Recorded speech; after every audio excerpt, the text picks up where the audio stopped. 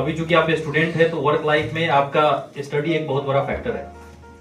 आप हमेशा ये देखते हैं कि मैं पढ़ नहीं पा रहा हूँ, सिलेबस कवर नहीं हो पा रहा है, राइट? ऐसा क्यों होता है? क्योंकि हम वेट करते रहते हैं दिसंबर और जून का। अगर हम लोग अपने पढ़ाई की बात करें तो प्रवीण भाई भी साक्षी होंगे कि हम लोग कभी ऐसा सोचते ही नहीं थे।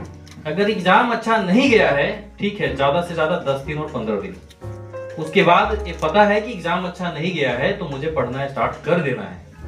और मैं आपको बताता हूँ कि एग्जाम से 1-1.5 महीने पहले ऐसी तैयारी हो जाती थी कि अब हमें बहुत ज्यादा किताब के पीछे भागने की जरूरत नहीं पड़ती थी। एग्जाम सेंटर पे भी जा करके हमें जो बुक खोल के देखना पड़ता है, आप जरा सोच के देखो कि आप ICSI का इतना मतलब एक प्रतिष्ठित इंस्टीट्यूट का एग्जाम देते हो और वहां भी जा करके आपको किताब खोल के देखना पड़ रहा है। आपको नहीं लगता है कि कहीं ना कहीं हमने बैलेंस नहीं किया चीजों को, उसके कारण नहीं करना पड़ रहा है? मैं इसे मना नहीं कर सकता कि मॉड्यूल आप लेकर के चैप्टर मतलब अपने एग्जाम सेंटर पे जाओ, लेकिन वो इसलिए होना चाहिए कि कुछ चीजें अगर क्लिक नहीं हो रही है तो जस्ट मैंने देखा बस, उसके बाद उसका काम खत्म है। तो कहने का ये मतलब है, आप अगर CS एग्जीक्यूटिव में है या CS प्रोफेशनल में है तो आपके जो भी काम है, देखो 2 चीजें होती है, systematic risk and unsystematic, right? Systematic का क्या मतलब है कि जो मेरे हाथ में है, जिसको मैं कंट्रोल कर सकता हूं। अनसिस्टमेटिक का मतलब है जो मेरे हाथ में नहीं है। तो तुमको नहीं लगता है कि पढ़ना मेरे हाथ में है? तो हमें पढ़ना चाहिए। इसलिए जो आपके हाथ में है, जो चीजें मैं कर सकता हूं, उसे मुझे लगता है करके खत्म कर लेना चाहिए। वो कहते हैं ना कि कल करे सो आज कर, आज करे सो अब, और पल में पल होएगी बहुरी करोगी कब। तो इट्स बेटर कि आप प्लान बेहतर करो, subject wise chapter wise target set करो। मोहित सर ने बहुत अच्छी अच्छी बातें आपको बताई है।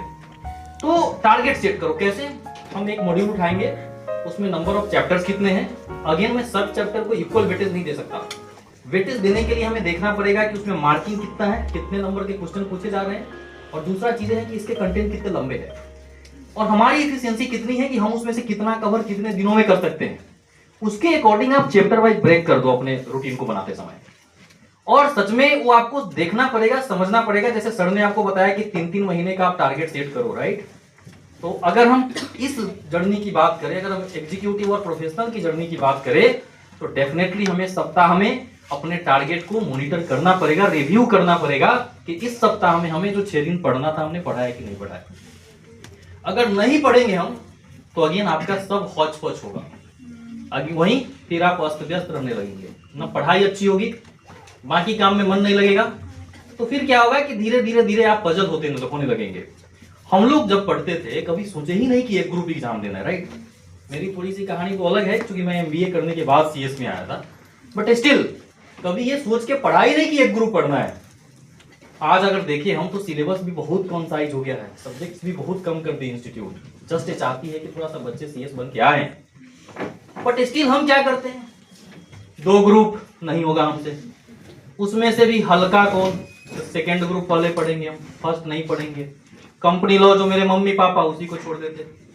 तो कहने का मतलब है थोड़ा सा पैटर्न को समझो। दूसरा कि बीइंग अ कंपनी सेक्रेटरी हम बेयर एक्ट पढ़ते ही नहीं है, थोड़ी सी दिक्कत है। हम ऑथर के पीछे भागते हैं, इस ऑथर की बुक, उस ऑथर की बुक, है ना? उससे पहले जरूरत है थोड़ा सा बेयर एक्ट आप पढ़ो, क्योंकि वही वो ओरिजिनल एक्ट है। वो एक बार समझ में आ गया तो बाकी की बुक अपने आप धीरे धीरे आपको समझ में आने लगेगी। तो इन शॉर्ट अगर हम वर्क लाइफ बैलेंस की बात करें तो क्या होता है 24 घंटे में, मुझे जहां तक लगता है मैंने जितनी भी पढ़ाई की है, मैं हमेशा रात में जग के पढ़ने वाले स्टूडेंट में नहीं रहा हूँ। मैं हमेशा, आज भी मैं अगर बात करूं, हार्डली 11 बजे तक तो मैं हर हाल में सो जाता हूँ। हाँ, लेकिन मेरी ये आदत रही है कि मैं सुबह जल्दी उठता हूँ हमेशा। तो अगर मैं अपने पढ़ाई की बात करूं तो MBA करने के बाद जब मैं जॉब कर रहा था, तो चूंकि मैं जॉब करता था, रेगुलर जॉब में था, तो मुझे तो 4 बजे हर दिन उठना पड़ता था।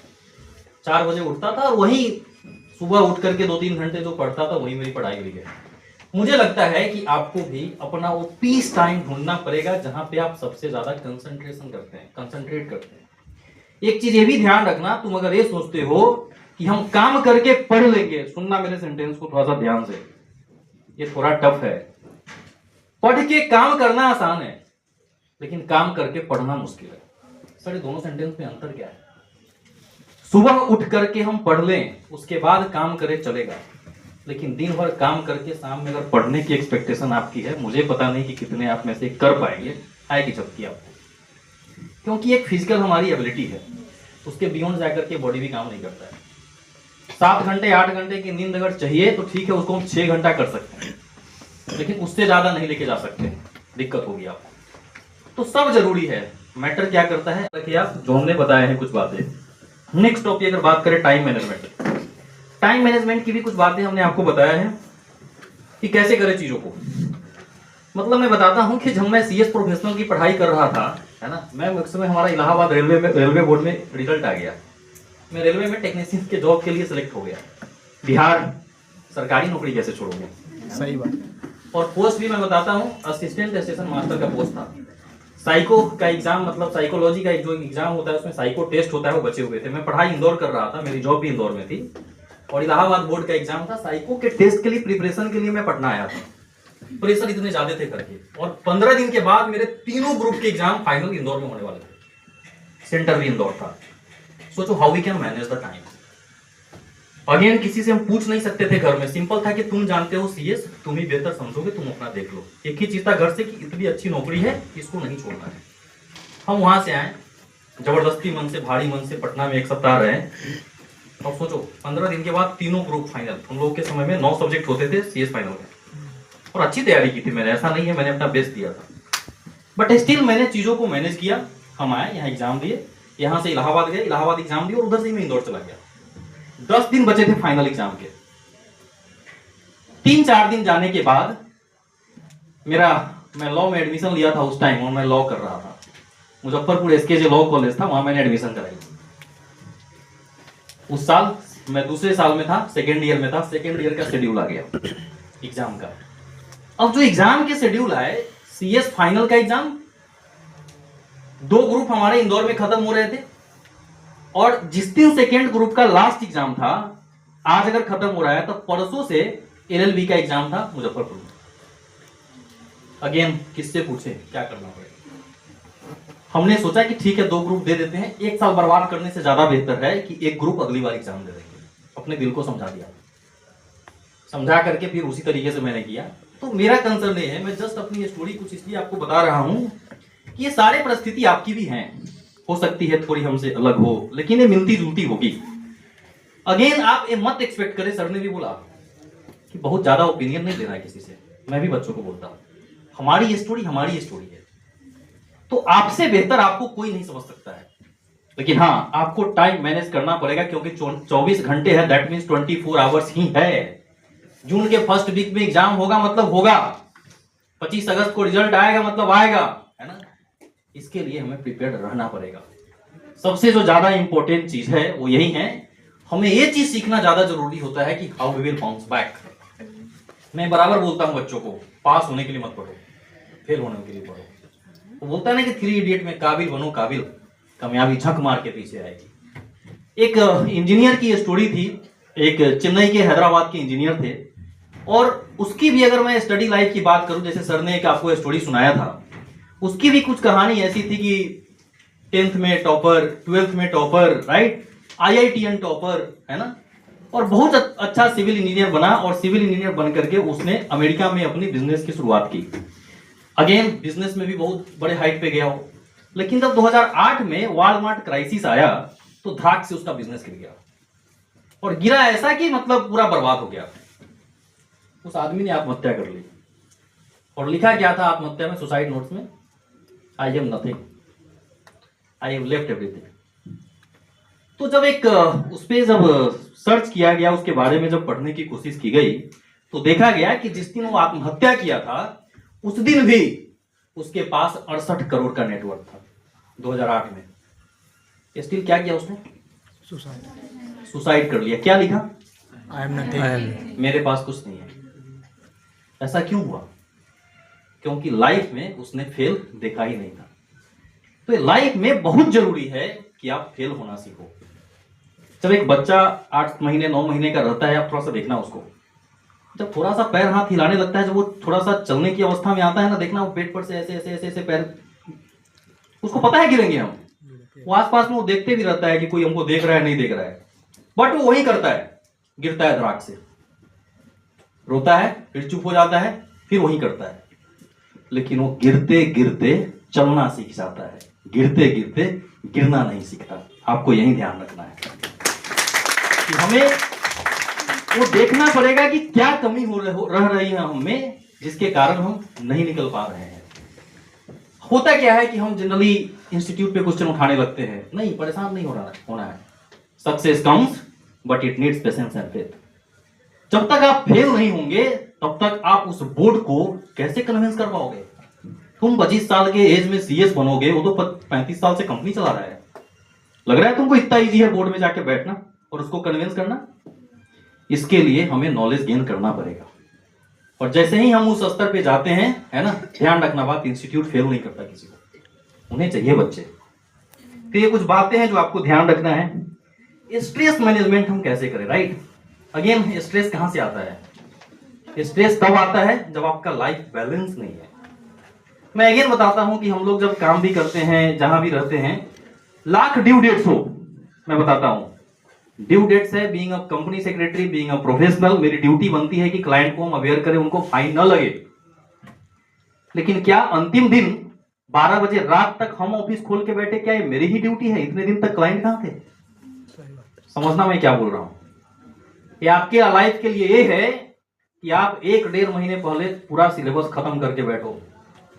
और अगेन बीकॉम के लिए 5 क्वेश्चन जो रट के जाते हैं, याद करके जाते हैं, वो पढ़ाई नहीं करना। क्या करते हैं आप बीकॉम में? चाहे मैं एमबीए की भी बातें करूं, क्या करते हैं? जो क्वेश्चन आता है वो तो लिखते ही हैं, जो नहीं आता है वो खूब लिख के आते हैं वो बीकॉम में आप। लेकिन यहां नहीं चलेगा वो, देखना क्यों? क्योंकि हमें प्रिसाइज एंड कॉन्साइज उस 3 घंटे में 20 question, 22 question, 23 question, right? Question भी केस तो इतने बड़े बड़े, ऊपर से शुरू करें तो नीचे खत्म, नीचे से शुरू कर ऊपर खत्म। सबको लगता है कि मैं सही लिख के आया हूं, लेकिन क्या वो सही है? इसलिए जब आप पढ़े तो जो भी आपके सर्कल में लगता है कि थोड़ा सा इनको जानकारी हमसे बेहतर है या हमारे से ऊपर लेवल पे है, आप थोड़ा सा लिख लिख करके उनसे चेक करवाओ।